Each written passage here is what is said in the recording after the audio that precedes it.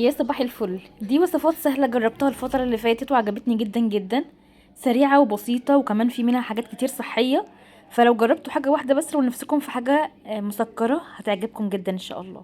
ما تنسوش اللايك والمتابعة وصلوا على النبي في التعليقات. اللهم صل وسلم وبارك على سيدنا محمد وعلى آله وصحبه وسلم. اول وصفة معانا انا عندي هنا حبات تمر زي ما انت عايزة. حطي 3 5 زي ما انت بتحبي براحتك خالص. هحط عليهم كده 5 او اللهم صل على سيدنا محمد كوبايتين من الحليب المغلي. فصين من الحبهان وخمس سن من القرنفل. ممكن تحطيهم او ما تحطهمش براحتك خالص. هحط عليها كمان معلقه من الكاكاو ونص معلقه صغيره من القرفه. هقلبهم مع بعض كده واسيبهم في الحليب المغلي لمده مثلا 10 دقايق ولا حاجه. هيطروا شويه معايا وبعد كده هبدا ان انا احطهم في الخلاط لحد ما يطحنوا تماما. هرفعهم على النار علشان انا حاطه كاكاو فعايزه الكاكاو يستوي معايا. وفي نفس الوقت طبعا يتقل القوام شويه وطعمه كمان هيبقى حلو وهيغير على غير ما هو محطوط ني كده او يعني بودر كده من غير ما يغلي مع الحليب. تمام بقى خلاص كده بقت جاهز معانا مشروب شتوي هيدفيكم وهيخلي عندكم طاقة من غير ما نضيف سكر خالص. ممكن نقلل حبات التمر زي ما احنا عايزين براحتكم جدا. الوصفة اللي بعد كده جربتها كان في الميكروويف من غير بيض فطعمها بجد حلو جدا جدا للناس اللي مستعجلة زي حالاتي كده في اي وقت نفسكم في حاجة مسكرة. معلقتين دقيق معلقة كاكاو ونص معلقة صغيرة من البيكنج باودر. حطوه في مج كده يكون صغير يعني الشاي اللي بنشرب فيه عادي او اي طاجن عندكم صغير. حطي كمان معلقة من الزيت معلقة من السكر. 3 معالق من الحليب وقلبي كله بقى طبعا بالشكل ده. طبعا تقدري تستخدمي اي سكر بتحبيه وتقدري تستغني عن السكر كمان لو انت مش عايزه حاجه فيها سكر من براحتك. استخدمي اي نوع دقيق بتحبيه. الناس اللي بتحب الحاجات الصحيه مفيش مشكله. دخلتهم الميكروويف لمده دقيقتين. بفتح بعد دقيقه واشوف لو محتاجين تاني بدخلهم دقيقه تانية. حطي عليها اي جناش شوكولاته او صوص شوكولاته ويطلع معاكي تحفه واي مكسرات من فوق. عايزه اقول لكم كل ما بتبرد طعمها بيبقى احلى كمان. الوصفة اللي بعد كده برضو من الوصفات اللي انا بعشقها. عندي هنا حبتين من البيض. بحط عليهم فانيليا وبضربهم لحد ما البيض يتخفق. انزل عليهم بنص كوبايه من السكر العادي او البودر زي ما انتوا عايزين. المهم ندوب السكر كويس واحنا بندوب نضيف كده ربع كوبايه من الزيت ونقلب لحد ما القوام يتحس ان هو تقل معاكم شويه وبقى كريمي اكتر بالشكل ده. كله بالمضرب اليدوي ينفع نستخدم الخلاط. هستخدم نص كوبايه من الحليب او الميه مش هتفرق كتير. هضيف عندي هنا كوبايه من الدقيق ومعلقه كبيره من البيكنج باودر وهقلبهم مع بعض كده لحد ما اتاكد ان كل المكونات اختفت خلاص بتاعه الدقيق. وخلاص القوام بقى بالشكل ده. صينيه دي مقاس 30 بطنتها بزيت ودقيق وهدخلهم الفرن على 170 لمده ربع ساعه. في الوقت اللي هي بتستوي فيه هكون جبت عندي كوبايتين من الحليب ومعلقتين من السكر ومعلقتين من الكاسترد. وهقلبهم بالشكل ده على النار مع التقليب المستمر لحد ما القوام يتقل معايا. لحد ما القوام يتقل معاكي هيكون الكيك بتاعتك خرجت طبعا وبردت. تعملي لها كده سكوب وشربيها بكوبايه كده او نص كوبايه من الحليب. هي عادي لو ما تشربتش بس بتخليها اطرى وطعمها احلى. وبعد ما تتشرب الحليب بقى طبعا هي بارده وكل حاجه احط عليها الكاسترد واسيبها لحد بقى ما تبرد تماما. في الوقت اللي هي بتبرد فيه هكون جبت كوبايه من الميه المغليه. هحط عليها 2 باكت من الجيلي وهدوب لحد ما الجيلاتين يفك معايا خالص والسكر يدوب تماما. هخليهم على جنب بقى لحد ما يبردوا. انا ضفت عليه يعني كوبايه ميه مغليه دوبت فيها ورجعت حطيت كوبايه ميه متلجه. فخلاص كده الجيلي برد معايا وكله تمام. ممكن بقى تحطي طبقه الفراوله دي من فوق وبعد كده تقفلي عليها بالجيلي. وممكن ما تحطيش فراوله وقفلي بالجيلي برضو هيديكي طبقه تانية من الجيلي يعني براحتك. وممكن تستخدمي اي طعم جيلي بتحبيه وتستخدمي اي فاكهه تانية بتحبيها مفيش مشكله يعني مش شرط فراوله وجيلي فراوله. مثلا لو عندك موز وعايزه تستخدمي اي نوع جيلي تاني معاه مفيش مشكله خالص. هخليهم بس كده في التلاجة لمدة ساعتين او حطيها بقى لو مستعجلة زي كده على طول حطيهم في الفريزر نص ساعة.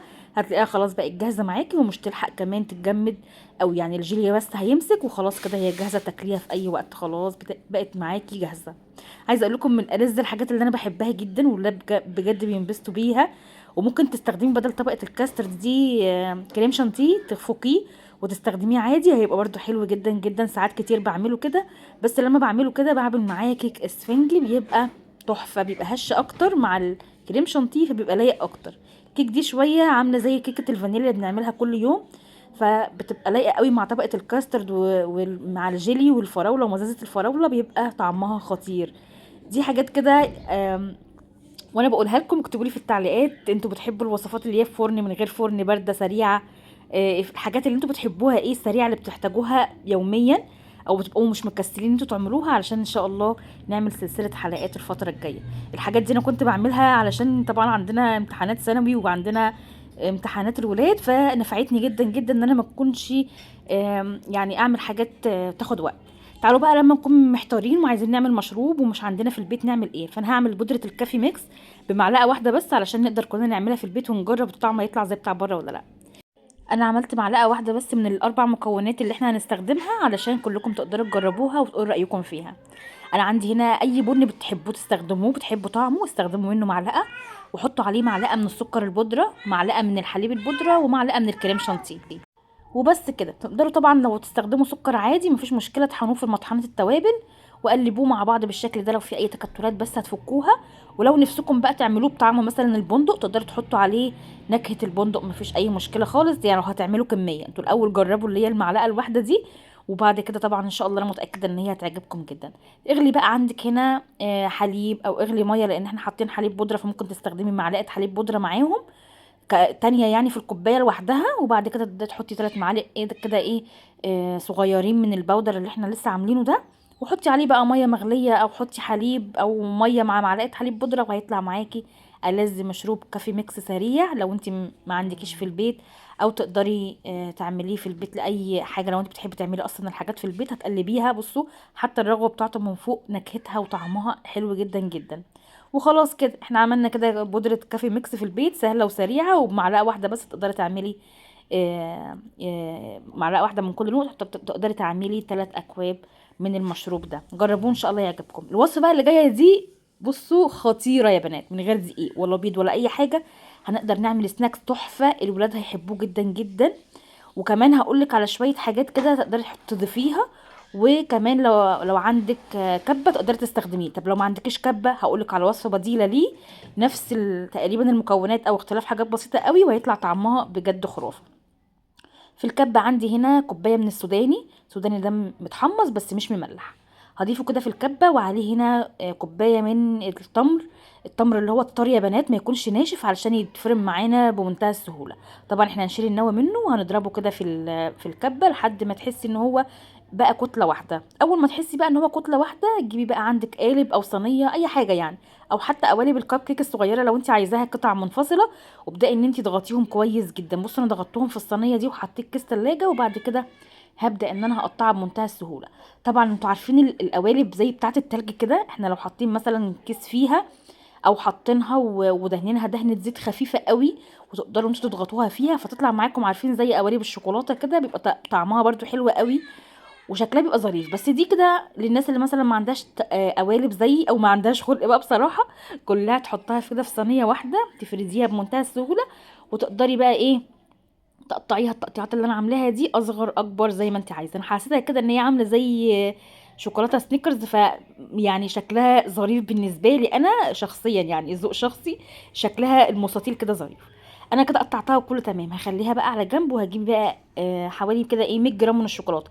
انا استخدمت كميه زياده شويه اتبقت معايا كتير، فانتي استخدمي مثلا نص القالب بس اللي هو ال 200 جرام ده من الشوكولاته، وحطيه في الميكرويف او على حمام ميه لحد ما يسيح تماما. وبعد كده ابداي ان انتي حطي عليه معلقتين من الزيت وقلبيهم لحد ما تحسي ان هي بقى خلاص فيها لمعه ما فيهاش اي تكتلات وبقت بالشكل ده.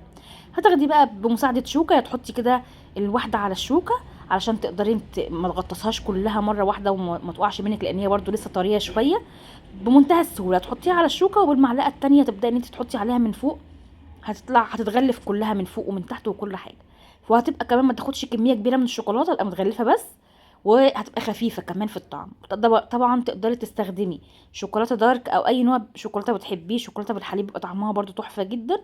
واللي هيسال استخدمت شوكولاته ايه، انا استخدمت شوكولاته سما، يعني سعرها متوفر ال 200 جرام ب 30 جنيه تقريبا او ب 35 جنيه، وبتطلع طعمها تحفه.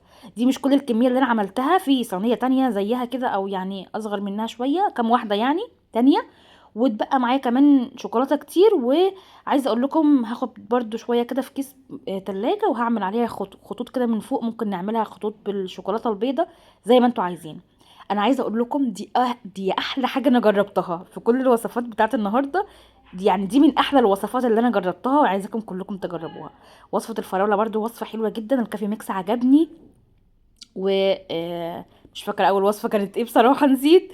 فبصوا يعني تجربوا الوصفات السهله.